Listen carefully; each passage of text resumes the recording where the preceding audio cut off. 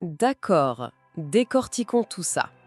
Le sujet d'aujourd'hui est vraiment captivant. On entame une analyse en profondeur sur une figure incontournable de la culture pop. Une véritable icône, oui. Absolument. Une icône qui, pendant des décennies en fait, a été réduite par l'imaginaire collectif à une seule et unique scène sulfureuse au cinéma. Il s'agit bien sûr de Sharon Stone. Et quand on gratte un peu la surface, on découvre que sa véritable histoire est infiniment plus complexe, plus dramatique et fascinante que n'importe quel scénario hollywoodien. C'est pas peu dire. Pour mener à bien cette exploration, on a épluché une montagne de documents extrêmement variés. C'est un vrai travail d'investigation.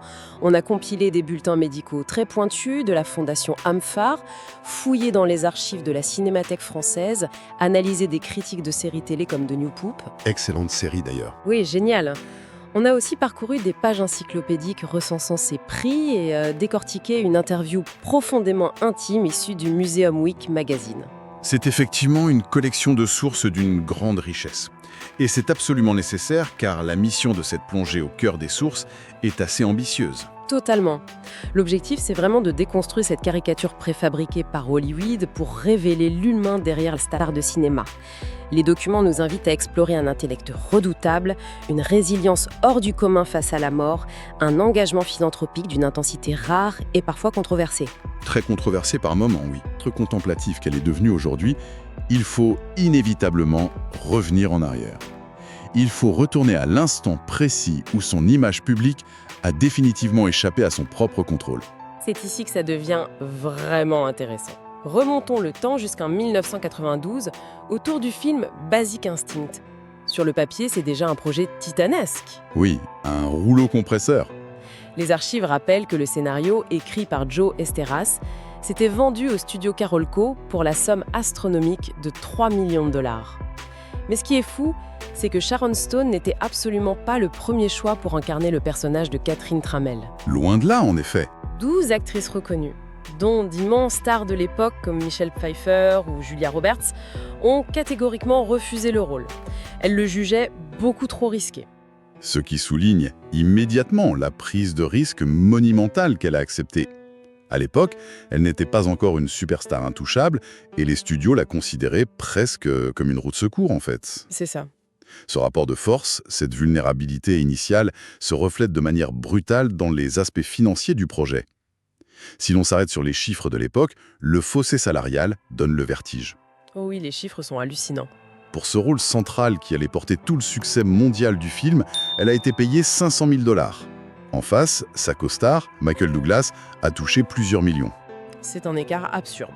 Et ce déséquilibre financier profond n'était en réalité que le prélude à un déséquilibre de pouvoir bien plus intime qui allait se jouer sur le plateau, particulièrement lors de cette fameuse scène de l'interrogatoire. Ah, la scène de l'interrogatoire. C'est le cœur nucléaire du mythe. Ce qui est captivant dans nos documents, c'est la façon dont ils présentent un affrontement direct entre deux récits totalement contradictoires. Oui, deux versions qui s'opposent frontalement. D'un côté, on a la version de l'actrice, qu'elle a détaillée dans ses mémoires. Elle affirme qu'on lui a explicitement demandé d'enlever ses sous-vêtements avec une justification purement technique. On lui aurait dit que le blanc reflétait la lumière dans l'objectif de la caméra. L'excuse classique des plateaux de tournage. Exactement. Elle précise qu'on lui a formellement promis qu'absolument rien ne se verrait à l'écran. C'est seulement des mois plus tard, lors d'une projection test entourée de ses agents et avocats, qu'elle découvre l'ampleur de la trahison. Les sources racontent qu'elle s'est levée, a giflé le réalisateur Paul Verhoeven en plein visage, a quitté la pièce et a immédiatement appelé son avocat, Marty Singer. Ce qui est fascinant ici, c'est la juxtaposition stricte avec la version du réalisateur qui n'a jamais varié d'un iota au fil des décennies. Paul Verhoeven maintient fermement qu'elle savait exactement ce qui était filmé. Il n'en démord pas. Non, pas du tout. Son argument repose sur l'idée qu'il est impossible pour une actrice professionnelle de ne pas comprendre la nature d'un plan lorsque la caméra est placée à un endroit aussi spécifique. Il affirme que le consentement était total. C'est parole contre parole. Mais au-delà de cette bataille de versions pour savoir qui dit la vérité, il y a un dommage collatéral purement artistique. Les documents soulignent que le scénariste lui-même, Joe Esteras, a fini par exprimer de profonds regrets. vraiment. Oui, il estimait que l'intégrité narrative de son œuvre, cet aspect de thriller noir très psychologique, a été totalement dévoré et éclipsé par la valeur choc d'une fraction de seconde anatomique. Et cet héritage culturel a pris des proportions qui frôlent le surréalisme, tu sais. L'impact de ce simple croisement de jambes est documenté de manière presque absurde. Prenons cette anecdote tirée de nos recherches sur le musée de cire de Kiev. Ah oui, cette histoire est incroyable. Les sculpteurs ont passé 8 mois entiers à réaliser sa statue. 8 mois! Et pourquoi? Parce qu'ils trouvaient que la tension musculaire et la position exacte de ses jambes croisées étaient d'une complexité inouïe à reproduire. C'est fou de bloquer à ce point sur un détail corporel. Et l'ironie de cette hyperfocalisation atteint son paroxysme des années plus tard dans la série The New Pope de Paolo Sorrentino. Oui, cette scène est d'une symbolique très puissante pour comprendre son parcours global. Totalement. Dans cette scène, elle joue son propre rôle face au pape qui est incarné par John Malkovich. Et le pape lui demande très solennellement de ne surtout pas croiser et décroiser les jambes pendant leur entretien. Sous prétexte que cela déconcentre le clergé environnant. Exactement. Or, de quoi est-elle en train de lui parler à ce moment précis? Elle est en train d'argumenter brillamment pour que l'Église catholique accepte le mariage homosexuel. C'est brillant. C'est une métaphore d'une limpidité cruelle. On demande à une femme d'arrêter de bouger son corps pour qu'on puisse l'écouter alors qu'elle essaye de mener un débat intellectuel de haut vol. C'est l'histoire de sa vie publique résumée en une scène télévisée. Si l'on relie cela à la situation dans son ensemble, cette frustration intellectuelle prend tout son sens lorsqu'on examine ses antécédents. Il y a un décalage abyssal entre son esprit, la nature de sa gloire et les tragédies qu'elle a traversées. Un fossé énorme. Derrière l'image de la femme fatale fabriquée par les studios, les archives de la Cinémathèque et ses données biographiques révèlent un cerveau d'une brillance statistique rare. Les sources font état d'un QI évalué à 154. Pour mettre les choses en perspective, c'est une enfant qui est entrée en classe de CE1 à l'âge de 5 ans. C'est ça qui est incroyable. On parle d'une véritable enfant prodige. Elle obtient même une bourse d'écriture créative et entre à l'université l'Edinburgh State College à l'âge de 15 ans à peine. 15 ans, c'est extrêmement jeune. Et c'est après ce passage universitaire précoce qu'elle change radicalement de trajectoire. Elle décide de devenir mannequin, signe avec la prestigieuse agence Ford et finit par faire une apparition comme figurante chez Woody Allen dans Stardust Memories. Mais quand on observe sa carrière hollywoodienne par la suite, c'est le grand écart permanent. C'est-à-dire ? D'un côté, on a l'actrice acclamée, celle qui décroche un Golden Globe pour sa performance magistrale et tragique dans Casino de Martin Scorsese, et même un Emmy Award pour son rôle d'avocate dans la série The Practice. Une reconnaissance critique indiscutable. Oui, mais de l'autre côté du spectre, une industrie qui semble prendre un malin plaisir à la sanctionner sévèrement lorsqu'elle s'aventure dans des projets moins inspirés. Ah oui, les récompenses négatives. Les bases de données la créditent de 3 Golden Raspberry Awards, les fameux Razzies, qui récompensent les pires films de l'année, pour des longs métrages comme L'Expert, Intersection ou la suite malheureuse Basic Instinct 2. Ça fait mal. Elle récolte également des Stinkers Bad Movie Awards, notamment pour son apparition dans Catwoman. C'est une carrière en montagne russe, où elle est soit portée au nu, soit traînée dans la boue. Mais il faut bien comprendre que toutes ces péripéties hollywoodiennes deviennent d'une futilité absolue face à ce qui se produit en 2001. C'est le point de rupture total. Exactement. L'année 2001 marque la fin de sa première vie. Les documents médicaux et biographiques relatent un événement terrifiant. Elle subit une grave hémorragie méningée. Les termes exacts mentionnés dans nos sources sont une dissection de l'artère vertébrale. Mais arrêtons-nous un instant pour que ce soit clair pour tout le monde qui écoute cette analyse. Que se passe-t-il concrètement sur le plan médical à ce moment-là? Pour le dire simplement, il s'agit d'une déchirure de la paroi de l'artère située dans le cou, celle qui fournit le sang au cerveau. Cette déchirure entraîne un saignement massif autour du cerveau. C'est un accident vasculaire cérébral d'une gravité extrême, un événement fulgurant qui frôle le fatidique. Une vraie course contre la montre. Les chances de survie sans séquelles lourdes sont infimes. Sa période de convalescence a duré des années et a nécessité une rééducation totale. Il a fallu qu'elle réapprenne les gestes les plus basiques, qu'elle réapprenne à marcher, à formuler des phrases, à parler. C'est vertigineux quand on y pense. Voici une femme dont le capital principal à Hollywood était sa vivacité d'esprit et la fluidité de son corps, et soudainement, son propre cerveau l'a trahie de la manière la plus violente qui soit. Le contraste est saisissant. Et les sources nous apprennent que le cauchemar ne s'est pas arrêté à l'aspect médical. Pendant qu'elle luttait littéralement pour sa survie dans cet état de vulnérabilité absolue, des personnes mal intentionnées ont profité de son absence. Oui, l'aspect financier est dramatique. On lui a volé près de 18 millions de dollars. Ses économies, ses investissements, tout s'est volatilisé. Elle a frôlé la ruine financière totale, alors même que l'industrie du cinéma l'effaçait silencieusement de ses tablettes, la considérant comme médicalement inapte ou abîmée. C'est l'effondrement simultané de tous les piliers de son existence. La santé physique, la sécurité financière et le statut social. C'est une épreuve d'anéantissement.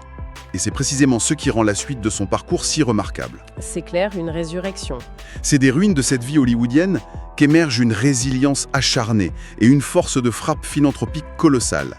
En analysant les bulletins détaillés de l'AMFAR, la Fondation pour la recherche sur le sida, on constate qu'elle n'a pas seulement prêté son visage à une cause. Elle est devenue la présidente mondiale des collectes de fonds, un rôle extrêmement opérationnel et exigeant. Et quelle redoutable collectrice de fonds. Quand elle s'empare d'un micro lors d'un gala, ce n'est plus pour faire de la figuration. Les archives de l'AMFAR débordent d'exemples de son efficacité.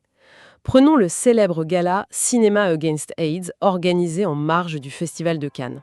Les chiffres sont impressionnants, hein ? Les chiffres rapportés par nos sources sont bluffants, oui. Elle a contribué à lever 7 millions de dollars en une seule soirée. Et les méthodes utilisées pour faire monter les enchères sont dignes d'un grand spectacle. Absolument. Les documents relatent comment elle a vendu aux enchères ses propres vanity cases de la marque Louis Vuitton pour 95 000 $ chacun. Rien que ça ? Lors de la même soirée, elle a poussé la chanteuse Kylie Minogue à monter sur scène pour une performance improvisée en échange d'une promesse de don de 300 000 $. Elle a même orchestré et vendu aux enchères un baiser de l'acteur George Clooney. Elle savait exactement comment jouer avec le public. Son efficacité redoutable sur le terrain de la collecte de fonds internationale lui a valu des honneurs officiels très sérieux. En France, elle a été nommée officier, puis commandeur de l'Ordre des Arts et des Lettres, et a également reçu le prestigieux prix du Sommet de la Paix pour son dévouement auprès des malades du VIH. Mais, et c'est là que notre analyse demande de la nuance, cette énergie volcanique, cette impulsion à vouloir sauver le monde sur le champ, peut aussi s'avérer être une arme à double tranchant. Tout à fait. L'impulsivité a un prix. Comment une personnalité aussi instinctive, habituée à obtenir des résultats immédiats dans des galas hollywoodiens, gère-t-elle la complexité de la géopolitique réelle ? Nos sources montrent que cela a parfois mené à des incidents internationaux majeurs. Et il est important de rappeler ici que nous explorons ces faits avec une neutralité absolue, simplement pour comprendre le mécanisme de sa personnalité publique et ses répercussions. C'est essentiel de garder cette objectivité. Prenons l'exemple du Forum économique mondial de Davos en 2005. Que s'est-il passé exactement d'un point de vue logistique ? L'incident de Davos est un cas d'étude fascinant sur le choc entre les bonnes intentions instinctives et la froide réalité économique. Les rapports décrivent une scène lors d'un panel sur la pauvreté en Afrique. Emportée par l'émotion du débat, elle se lève spontanément et improvise une collecte de fonds massive dans la salle pour acheter des moustiquaires destinés à la Tanzanie. Sur le coup, c'est percutant. Au bout de 5 minutes, l'annonce tombe. 1 million de dollars aurait été promis. Sur le moment, c'est perçu comme un acte de bravoure exceptionnel. Mais la réalité des chiffres, une fois les caméras éteintes, raconte une toute autre histoire, n'est-ce pas, Evie ? Exactement. Les rapports ultérieurs, analysés par des économistes et des représentants d'ONG, révèlent une catastrophe logistique. Sur le million de dollars annoncé publiquement, seuls 250 000 $ ont été réellement encaissés. Seulement un quart de la somme ? Or, la promesse avait été faite aux yeux du monde. L'UNICEF s'est donc retrouvé dans l'obligation morale et logistique de combler la différence. Ils ont dû puiser 750 000 $ dans leurs propres fonds, détournant ainsi cet argent critique d'autres programmes essentiels. C'est tragique pour les autres programmes. Et pour couronner le tout, les rapports de suivi indiquent qu'une grande partie des moustiquaires finalement livrés sur le terrain ont été volés et revendus au marché noir pour être transformés en robes de mariée. C'est l'illustration parfaite de la complexité du monde humanitaire, où une émotion brute ne remplace pas une infrastructure solide. Et cette impulsivité verbale a aussi causé des dégâts d'une toute autre ampleur 3 ans plus tard, en 2008, lors du Festival de Cannes. Une autre prise de parole spontanée. Oui, c'est une simple interview sur le tapis rouge qui s'est transformée en véritable séisme diplomatique et commercial. Cela soulève une question importante sur la responsabilité de la parole publique. Interrogée de manière impromptue sur le séisme dévastateur qui venait de frapper la province du Sichuan en Chine, elle a suggéré devant les caméras que cette catastrophe naturelle pourrait être une forme de karma, Un retour de bâton spirituel, selon ses mots, lié à la politique du gouvernement chinois concernant le Tibet et le traitement du Dalai Lama. Ce sont des mots très lourds de sens. Sans entrer dans le débat politique, l'analyse purement factuelle de nos sources montre que les répercussions commerciales et diplomatiques ont été d'une brutalité fulgurante. Les conséquences ont été instantanées. La chaîne de cinéma UME, qui compte parmi les plus importants réseaux d'exploitation en Chine, a réagi immédiatement en bannissant l'intégralité de ses films de leurs salles. La sanction a également frappé du côté de la mode. Un impact très concret sur ses contrats. La maison de couture Dior s'est retrouvée contrainte de retirer en urgence absolue toutes ses campagnes publicitaires la mettant en scène sur le territoire chinois, pour tenter de calmer l'indignation publique. Elle a dû formuler des excuses officielles par la suite, mais l'onde de choc était déjà passée. Le mal était fait. C'est fascinant de voir à quel point sa voix, qui a pu générer des millions de dollars pour la recherche médicale en quelques minutes, possède également le pouvoir de déclencher des crises internationales en quelques secondes. Ce niveau d'exposition permanente est épuisant. Quand on y réfléchit, pendant des décennies, chacune de ses actions, chaque variation de son corps, chaque parole improvisée a été décortiquée, monétisée, jugée ou sanctionnée. Une pression inimaginable. Et c'est cette fatigue face au regard implacable du monde qui explique sans doute la trajectoire magnifique qu'elle a empruntée très récemment. Les sources, en particulier cette très belle interview accordée au Museum Week Magazine, mettent en lumière une renaissance, un refuge ultime qu'elle a trouvé loin des caméras, la peinture. Alors qu'est-ce que tout cela signifie pour la femme d'aujourd'hui ? Eh bien, ça signifie qu'elle a enfin trouvé un moyen d'expression où elle n'a plus besoin de réalisateur, de monteur ou de publicitaire. Elle est seule maître à bord. Les documents révèlent que c'est pas une simple autocad de star. C'est un retour à des racines profondes, une passion initiée dans sa prime enfance grâce à sa tante Vonne, qui était muraliste. Et pendant la période de pandémie, ce qui était un talent enfoui s'est transformé en une véritable force motrice. Il faut imaginer un instant l'intensité de la démarche. L'immersion était totale. Nos sources indiquent qu'elle s'enfermait dans son atelier pour peindre jusqu'à 17 heures par jour. Ce n'est clairement plus de l'ordre du loisir, c'est devenu une nécessité viscérale, un canal thérapeutique. Elle s'exprime sur sa méthode avec une grande profondeur. Qu'est-ce qu'elle en dit exactement ? Par exemple, l'interview détaille la genèse de l'une de ses toiles abstraites intitulée River. Elle explique que cette œuvre spécifique n'est pas une simple recherche esthétique. C'est un exutoire émotionnel monumental qu'elle a peint pour réussir à traverser et accepter le deuil tragique de son jeune neveu. C'est bouleversant. L'art comme moyen de survie. Mais ce qui est peut-être le plus symbolique dans cette nouvelle vie artistique, ce sont les règles qu'elle impose désormais au monde extérieur. Lors de son exposition nommée The Rogues Gallery Collection, elle a instauré une condition non négociable pour les visiteurs. Une immersion totale, avec une interdiction stricte d'introduire le moindre téléphone portable. Plus de flash, plus d'écran, plus de réseaux sociaux pour capturer son image à son insu. C'est une réappropriation totale de son œuvre. C'est elle qui décide de ce qu'on regarde. Une reprise de contrôle fascinante. Et cette quête d'intériorité est aussi profondément ancrée dans une nouvelle spiritualité. Les archives soulignent qu'elle pratique le bouddhisme, une conversion qu'elle attribue d'ailleurs à ses échanges passés avec l'acteur Richard Gere. Une rencontre déterminante. Et lorsqu'elle décrit sa manière de concevoir ses nouveaux portraits figuratifs, elle utilise un terme très spécifique, la canalisation, ou channeling en anglais. Elle affirme que les visages qu'elle peint naissent de voix spirituelles qui résonnent dans son esprit. C'est un processus très instinctif. Et le plus troublant, c'est qu'elle compare elle-même cette méthode de peinture à la façon dont, des années plus tôt, elle sentait et entendait la voix de la véritable Ginger, la femme qui a inspiré son rôle l'habiter sur le plateau de Casino. C'est une boucle narrative absolument parfaite. Si l'on prend un peu de hauteur sur l'ensemble de cette exploration, le cheminement force le respect. Vraiment ? L'histoire commence avec une jeune femme dotée d'une intelligence exceptionnelle, dont le corps est manipulé sur un plateau, filmé à son insu, scruté et reproduit dans la cire sous tous les angles par le monde entier. Et l'histoire aboutit aujourd'hui à une femme d'une résilience spectaculaire qui a survécu à l'effondrement de son propre cerveau, qui a défié les codes de la diplomatie mondiale et qui finalement contrôle souverainement sa propre toile.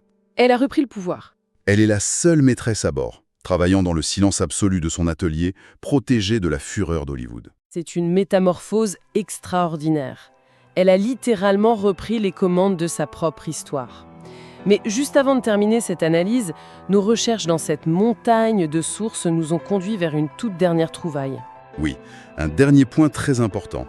Une information scientifique presque cachée qui relie de façon poétique les plus grands drames et les plus grands accomplissements de sa vie. Tout à fait. En fouillant dans les rapports médicaux les plus techniques de la Fondation Amphar, on a examiné de près les recherches menées par le docteur Boansé, des travaux que son travail acharné de collecte de fonds a directement contribué à financer.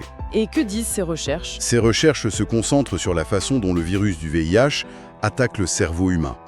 La grande découverte du docteur Ansès et de son équipe est que le virus parvient à créer ce qu'il nomme un sanctuaire viral au sein d'une structure cérébrale très spécifique, les noyaux lenticulaires. Les noyaux lenticulaires, d'accord. Pour simplifier, il s'agit d'une zone très profonde et surprotégée du cerveau qui sert de cachette au virus. Et depuis ce sanctuaire, le virus provoque une inflammation persistante, silencieuse et totalement invisible qui continue de faire des dégâts malgré l'efficacité des traitements médicaux modernes. C'est une avancée médicale majeure. Mais si l'on prend un peu de recul pour observer cette donnée sous un angle plus large, quel est le lien direct avec le parcours de notre sujet du jour? Le lien est d'ordre métaphorique, mais il est vertigineux. Si l'on rassemble toutes les pièces du puzzle de cette vie hors norme, on s'aperçoit que le cerveau est l'épicentre absolu de toute son existence. Le centre de tout. C'est ce même organe qui abrite ce fameux QI de génie évalué à 154, la source de sa curiosité intellectuelle. C'est ce même organe qui l'a violemment trahi lors de l'hémorragie méningée de 2001, ce traumatisme physique massif qui a failli lui arracher la vie. Et c'est ce même organe qui est le sujet d'étude des recherches médicales de pointe qu'elle finance avec autant d'acharnement. Le parallèle est incroyable. Dès lors, cela soulève une réflexion fascinante.